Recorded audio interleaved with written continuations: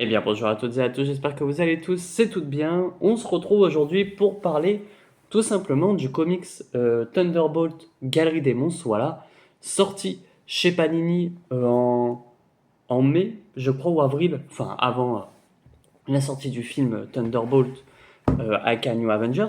Il faut savoir que, alors, je voulais les acheter et j'avais mis du temps, je voulais l'acheter, hein, j'avais mis du temps à l'acheter parce que j'étais en mode, oui, j'étais en mode, je vais attendre un peu, tu vois, etc.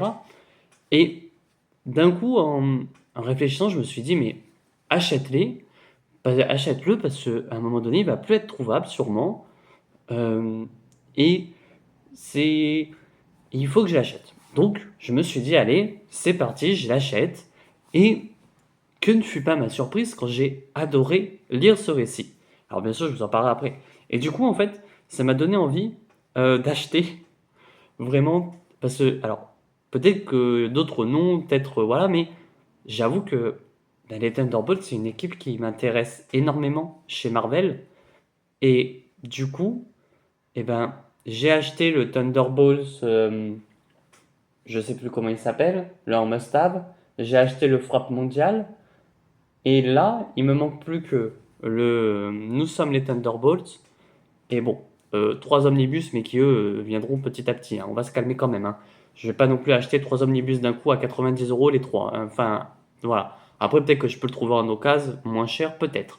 Mais ça m'a donné envie de les lire et je me dis, mais en fait, c'est une équipe qui, déjà d'une, euh, n'a pas beaucoup d'histoires sorties en VF.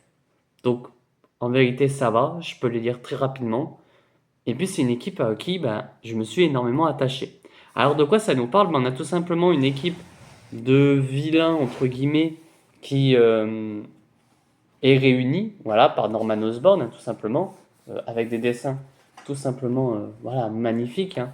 Donc on a Bullseye, Venom, etc. Alors si je me trompe pas, parce que je peux me tromper hein, évidemment, euh, on serait période Civil War, voilà, où les héros doivent donner leur nom, etc., enfin voilà, leur identité, etc. On est vraiment à cette période-là. Donc, alors, on a des personnages que je ne connais pas, faut l'admettre. Certains personnages, bon, je vous montre ça, voilà, on a le bouffon vert, je vous ai dit, je connais pas, mais voilà. Mais par exemple, on a, par exemple, bon, parce que je connais déjà plus les noms, lui et lui, que je ne connais pas, même elle, hein, même Opal, hein, c'est voilà. Songbird, je la connais un peu, Blueseye, je la connais via Daredevil, mais c'est des personnages que je ne connais pas du tout euh, et qui, je trouve, ben ça marche beaucoup. Alors voilà, alors quoi ça parle du coup, c'est voilà, ils sont, c'est en fait, ils sont alliés par Norman Osborn, voilà, qui décide de créer cette équipe. Et ce que j'aime beaucoup, c'est que, alors, c'est vrai que du coup, ça fait un peu un parallèle avec le film Thunderbolt. C'est que du coup, bah, en fait, le film Thunderbolt a été pas si déconnant avec le truc de les New Avengers sont très, voilà, médiatisés, etc. Ben, là-dedans, les Thunderbolts sont très médiatisés. Bon, t'as Venom, t'as pas Bullseye. Bullseye, je crois, enfin, si je me trompe pas, parce que de toute façon, on a à un moment donné le truc avec les jouets, etc. Mais Bullseye, si je ne me trompe pas, je vais pas la trouver la page, c'est pas grave. Non, je vais pas la trouver. Bullseye est pas considéré comme dans l'équipe mais il est en mode backstage, quoi. Si, genre, il se passe quelque chose, au moins lui peut tuer l'ennemi et c'est bon. Mais j'aime beaucoup ce côté un peu, pas politique, mais très médiatisé des Thunderbolts qui me plaît. On a un Venom qui, du coup, est avec le Scorpion. Je savais même pas, hein, c'était pas en mode, oui, vu qu'il y a une Brand New Day, il y a le Scorpion, il y aurait d'idées avec Venom. Je ne savais pas que. Je sais, j'ai vu, hein, je suis pas bête non plus, hein. Il est sous la couverture, un Venom, hein. Je savais qu'il était dedans, mais je savais pas que c'était Jim Corrigan. Non, pas Jim Corrigan. Enfin bref, le Scorpion qui était là. Mais j'aime beaucoup qu'on ait ce côté-là de un petit peu la rédemption des personnages dedans. Tu vois, on a un petit peu ce côté-là de ben tous entre guillemets, à part Moonstone, enfin Opal, même enfin Blue Eye aussi, hein, on le met de côté. tous ont ce côté-là de... Ils veulent un petit peu une rédemption, tu vois. C'était des méchants. Bon, après, on a quand même... mais je trouve que notamment Songbird et Radioactive Man, on va l'appeler, hein, parce que voilà, euh, ont vraiment ce côté attachant, et puis tu t'attaches au personnage. Alors le point négatif, c'est que du récit, c'est que à des moments, tu as beaucoup de choses qui vont se passer, mais qui vont se passer aussi hors champ, et qu'on va juste te le dire, bon bah ça s'est passé, tu vois. Par exemple, à un moment donné, dans le comics, et ça c'est dommage qu'on l'ait pas, on a une sorte de euh, premier entretien entre tous les membres des Thunderbolts. On a Songbird, Opal, Radioactive Man, mais après les autres, et Bullseye qui est au tout début, mais les autres, c'est dommage qu'on les ait pas. Moi, j'aurais aimé les avoir aussi, notamment Swordman, qui du coup, euh, bah, je ne savais pas qu'il était lié à Crâne Rouge, voilà, mais c'était très intéressant, tu vois. Alors de toute façon, voilà, comme je dis, hein, le dessin reste magnifique, tout simplement. Euh, et puis, j'aime beaucoup qu'on ait vraiment ce... Alors, voilà, on a des héros, hein, notamment, des personnages que je ne connaissais pas. Voilà, Steel Spider, je connaissais pas. J'aime beaucoup qu'on ait le côté avec... voilà, juste ça, voilà, c'est magnifique, tout simplement. J'aime beaucoup qu'on ait le côté avec Norman Osborn, qui a toujours ce côté un petit peu folie, etc.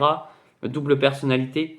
Ça, c'est cool de l'avoir. Parce que c'est vrai que moi, j'en ai pas tant lu que ça, du Spider-Man. Le seul moment où j'ai, c'est avec Amazing Spider-Man. Non, je vous dis une connerie. Ultimate Spider-Man, où là-dedans, il apparaît. Mais sinon, c'est pas un personnage qui euh, bah, me je suis pas en mode ouais, je veux voir du Norman Osborn, notamment Venom, mais ce côté-là avec tout le long où il y a un personnage qui dit oui, on a Scarlet Spider et lui en fait bah, c'est Spider-Man, voilà, tout simplement, enfin j'aime beaucoup. Euh, il y a des choses dans le récit notamment voilà qui me plaisent aussi, notamment on a un allié de Captain America dedans, pour qu'il se fait tuer, mais voilà, mais j'aime beaucoup qu'on ait ce côté-là de comment dire, malgré tout, c'est une équipe que je ne connais pas. Et c'est une équipe qui, j'arrive en plein milieu d'un événement qui est la Civil War, mais qui, bah, même si t'as pas lu Civil War, même si t'as pas lu bah, quoi que ce soit avant, quoi que ce soit après, enfin quoi que ce soit avant en tout cas, euh, tu peux totalement lire ce Thunderbolt. Et en plus, ce qui est cool avec, c'est que bah, c'est un one shot. Alors bon, même si j'aurais aimé qu'on ait une suite, mais il n'y a pas tant besoin de lire avant ni après. Franchement, ça se lit tranquillement. T'as même rien besoin de lire avant. Si tu veux t'arrêter là sur les Thunderbolts, eh ben tu peux. Mais voilà, bon, moi je m'arrêterai pas là, du coup, parce que j'en ai acheté deux et il m'en manque encore quatre. Donc bon, ça va être.